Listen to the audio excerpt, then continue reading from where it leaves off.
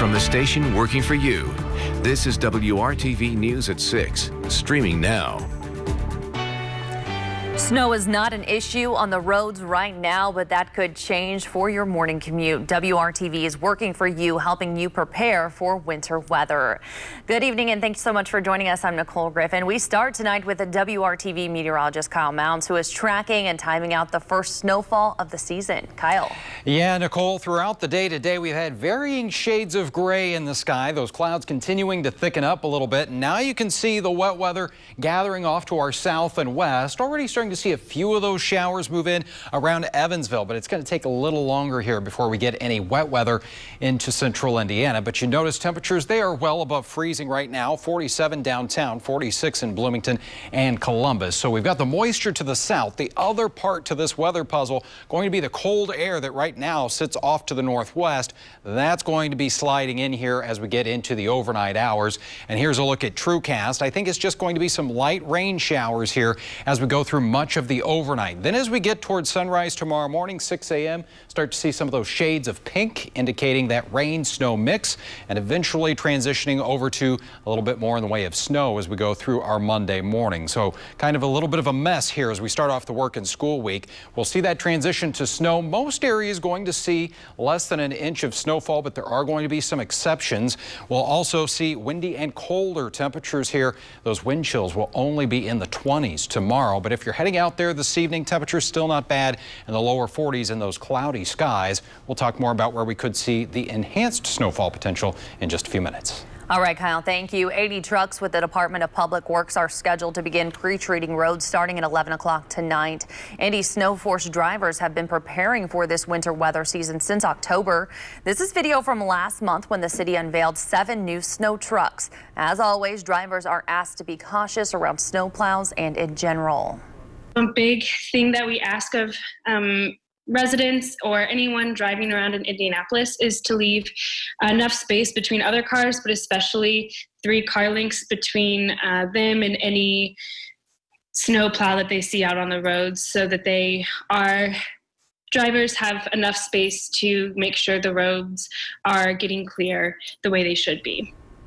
You can see exactly where DPW crews have plowed or salted roads by going to maps.indy.gov and clicking on the Indy Snow Force viewer. It activates as trucks begin plowing. Lawrence police continue to ask for information in a weekend homicide. Detectives believe 39-year-old Jeremy Seldom-Ridge may have gone outside after seeing or hearing something or someone outside of his residence. Officers found him with a gunshot wound at 50th Street and Franklin Road at around 5:30 Saturday morning. He was pronounced dead at the hospital. You can report information anonymously by calling Crime Stoppers at 317-262-TIPS. Now to the latest on the pandemic in Indiana. 3,392 COVID-19 patients are being treated at hospitals across the Hoosier State.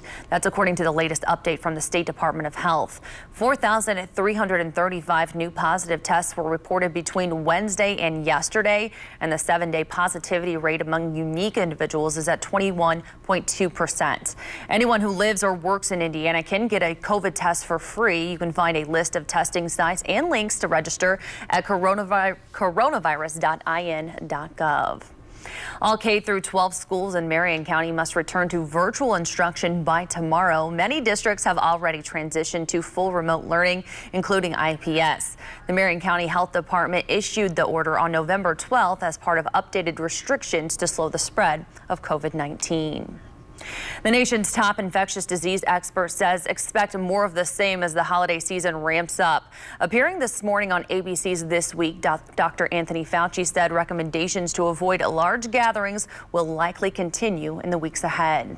We may see a surge upon a surge. We don't want to frighten people, but that's just the reality. We said that these things would happen as we got into the cold weather and as we began traveling, and they've happened. It's going to happen again. So I cannot see all of a sudden a relaxation of the kinds of recommendations or restrictions, because we're getting into colder weather and in an even larger holiday season as people travel to come back and forth for Christmas. So I don't see a relaxation of the kind of recommendations and restrictions that we've made. Dr. Fauci says it's not too late for Thanksgiving travelers to help stop the spread of COVID by wearing masks, social distancing, and avoiding large groups. Local businesses are taking extra steps to attract customers as the pandemic continues. Several Mass Ave stores teamed up to offer a special curbside pickup event today.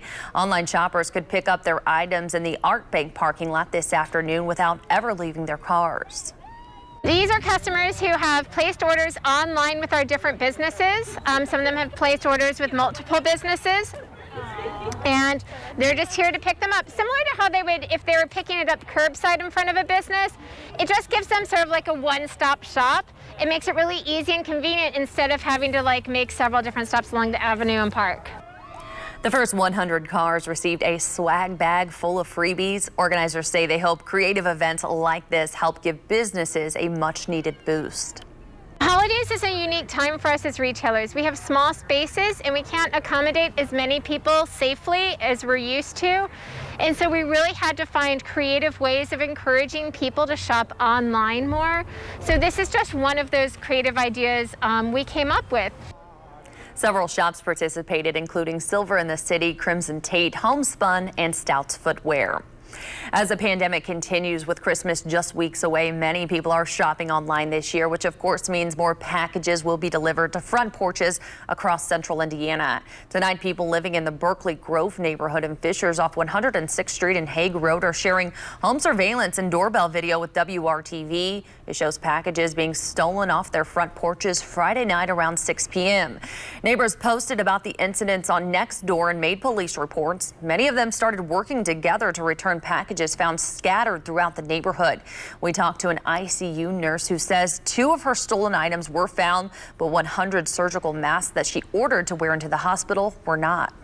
This looked like it was a kid, and I'm sure he was just out for electronics or something of value in packages, which he sure didn't find at my house. But yeah, it's just a little unnerving that somebody would come right up to your door and do that and then unpackage all these boxes in the side of your house. So it was really kind of concerning. I mean, we had there was 4 of us here in the house, cars in the driveway. Like I said, it just was very disconcerting to think that, when you kind of think you're safe and everything's going normally, that there are people out there that are grabbing things and stealing.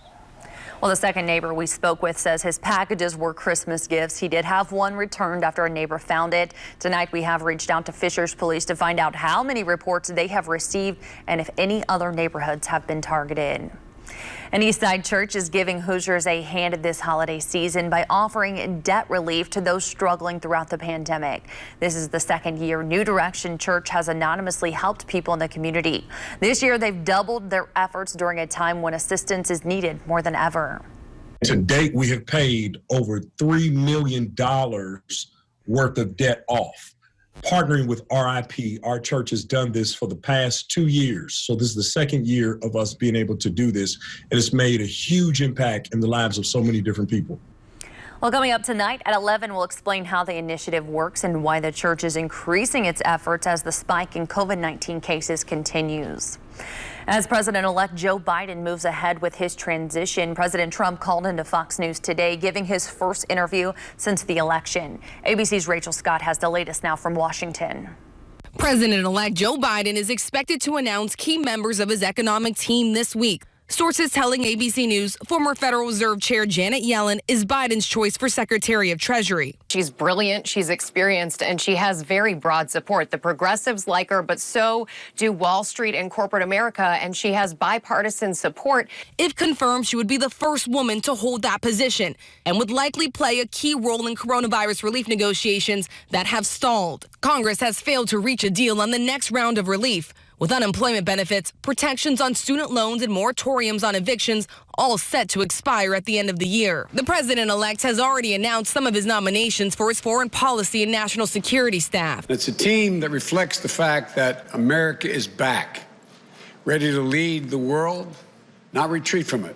As the Biden team moves forward with the transition, President Trump continues to push his unfounded claims of widespread voter fraud, calling into Fox News for his first interview since losing the election. This election was rigged.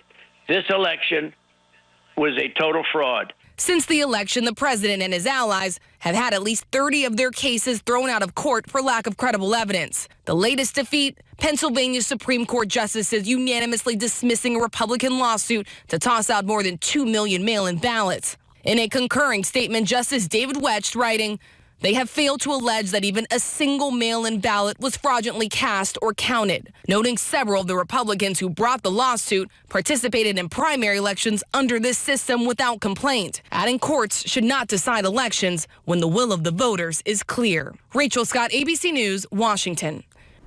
Rachel, thank you. And coming up, a tough loss for the Colts in a crucial division matchup. Our Brad Brown will show what went wrong a little later. As long as you can separate people out a little bit, I think it can be done. And still ahead, health experts answer the question, what's the risk of volunteering around the holidays?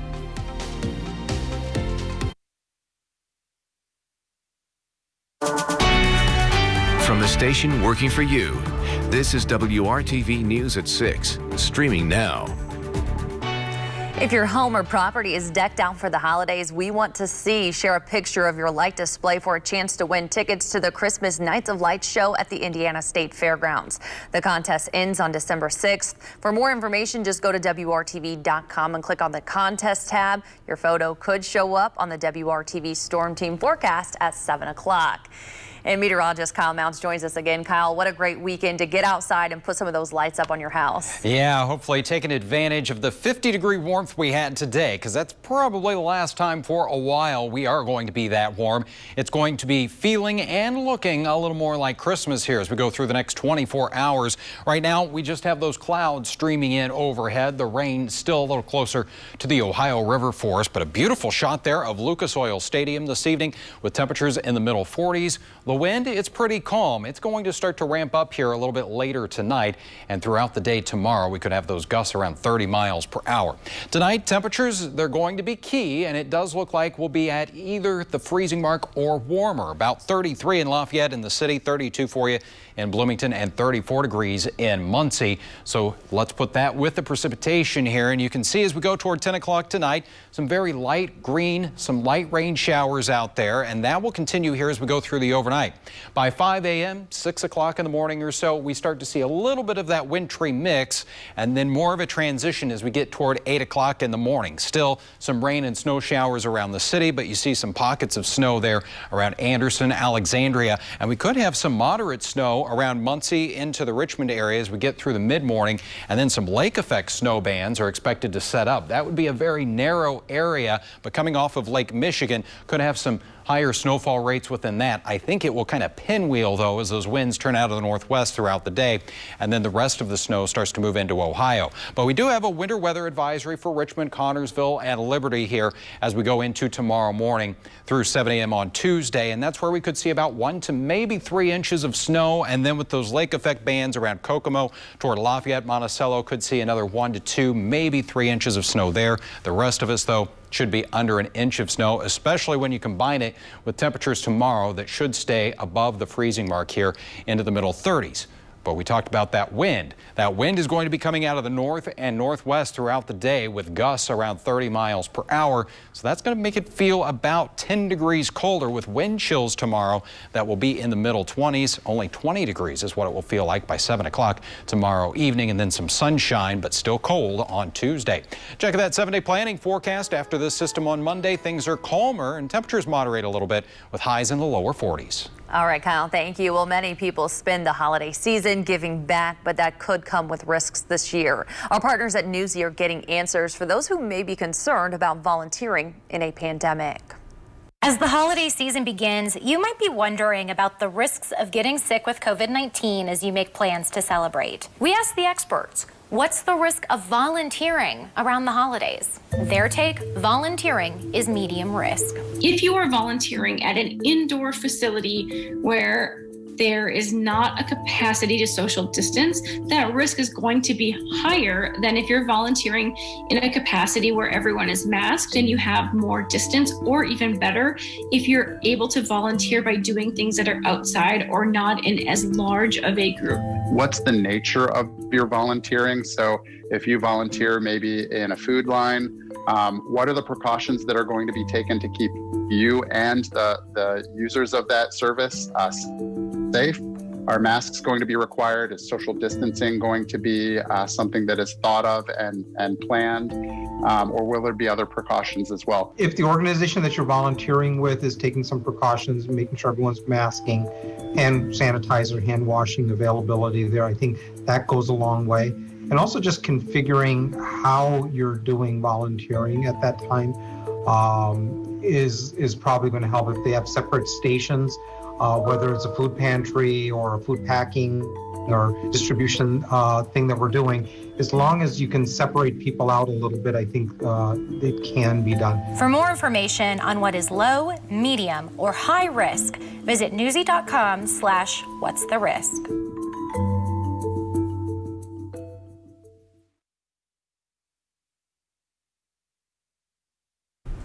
The Colts are no longer leading the AFC South after losing to the Titans this afternoon in a big division matchup. WRTV's Brad Brown shows us how the Colts stumbled on both sides of the ball.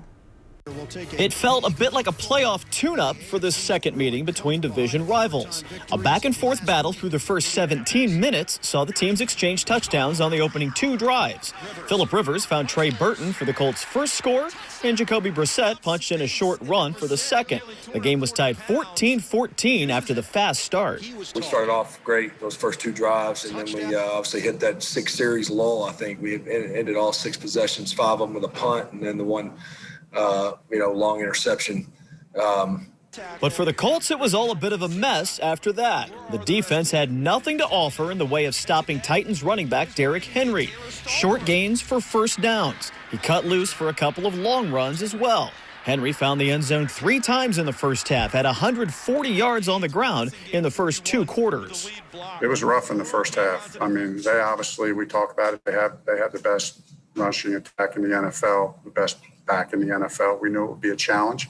I thought we handled it better in the second half, but we got to play better team defense for 60 minutes. He was so effective, in fact, that Ryan Tannehill was able to run into the end zone untouched for Tennessee's 5th TD of the day. The Colts found themselves trailing 35-14 at halftime. When you in these situations, you find out what type of team you have. Who's quitting on you, who's gonna keep playing. That's what we got to do. That's what I try to do today. That's why I feel like the defense came out in the second half. It was more so like, okay, are we gonna lay down or are we gonna step up? The second half was largely uninspiring and uneventful. The Colts managed just 44 total yards of offense in the third quarter. An interception took some likely points off the board. They did manage to score a couple of short TDs in the fourth, but the early deficit was too much to overcome. This just wasn't very good, and that's a lot of reasons. And what sums it up is the lack of execution. The Colts fall back into second place in the division with a 45-26 loss. When we play the way we know we can play, we've proven that we can stop anybody. But just doing it for 30 minutes isn't good enough. We got to do it for 60 minutes. These 5 weeks are just as important as the first 5.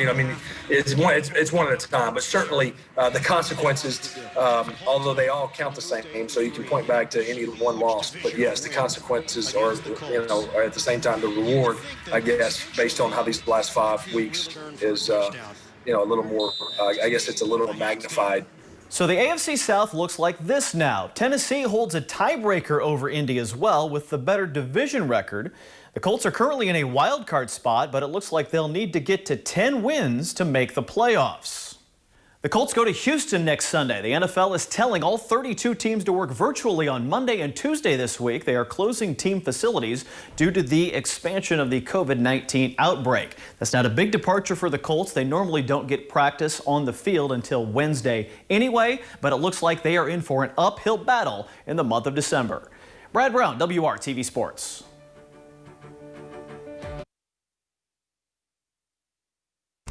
The annual WRTV Toy Drive is underway. If you have the means to make a donation, you can drop off new unwrapped gifts at several used store locations. We will also be collecting items at Indianapolis area Simon Malls this Saturday, December 5th.